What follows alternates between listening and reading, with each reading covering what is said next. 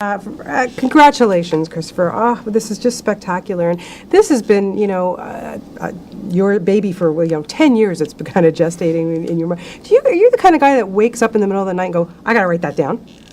I am, but I'm also the kind of guy who never has a pen by the side of the bed, and so I go, you know what, I'll remember it, and I get back to sleep, and then I don't remember it. But I've learned that about myself over the years, so I try and do my best work while I'm awake, but it tends to stick better. Hence, keep the pen next to you when you sleep. Yeah, I should really start doing that.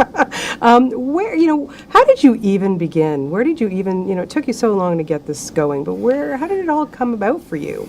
It all really started from just an interest in dreams and the relationship with films and portrayal of dreams in films. And what I felt I'd never seen was the portrayal of a dream that you could believe in its reality. That is to say, one of the key lines in the film is dreams feel real while we're in them. And so I wanted to make a film where the experience of dreaming was addressed in that real way. So even as something extraordinary is happening, you're invested in the reality of that world.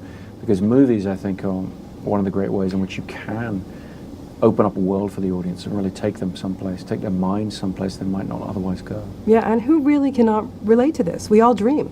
We all dream. It's a universal experience, but a very private one.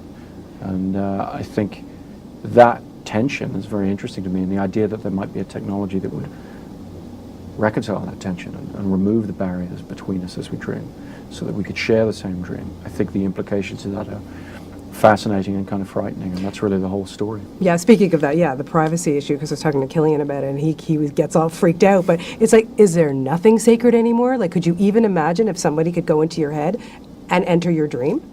I think it's a very good thing that people can't do that. I think it's a very good thing that there are aspects of our minds that remain private and individual.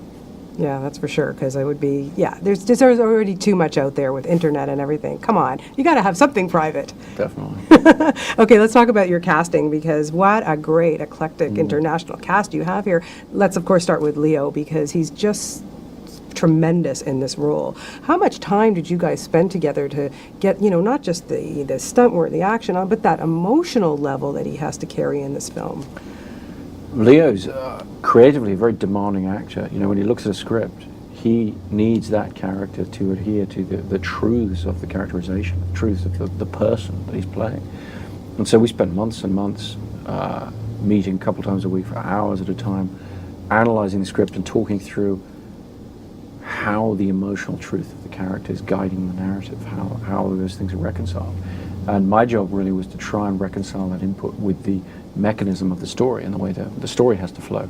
But it's incredibly invigorating, it's incredibly exciting to work with a creative collaborator who is so disciplined and so on it and so demanding of the finished product.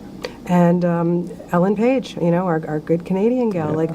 Who would have thunk? I mean, seriously, she is fantastic in this. Yeah, she's really extraordinary, and what she does that's very hard to find, really. She's an actor who can radiate incredible intellectual curiosity, and that's really the essence of the character. You've got a character who has to be, she's the newcomer to the team, and so she's the character the audience can identify with as they explore the world. She has to ask all the questions that the audience wants to ask, but she's got to do that as a real person, and the way to do that was sort of youthful energy and intellectual curiosity. You had to believe in her as somebody who wants to explore all these things, wants to know all these things, about the world and the way the world works and the people she's going into this with.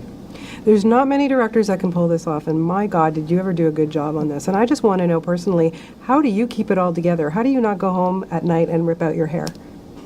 Well, sometimes I do, yeah.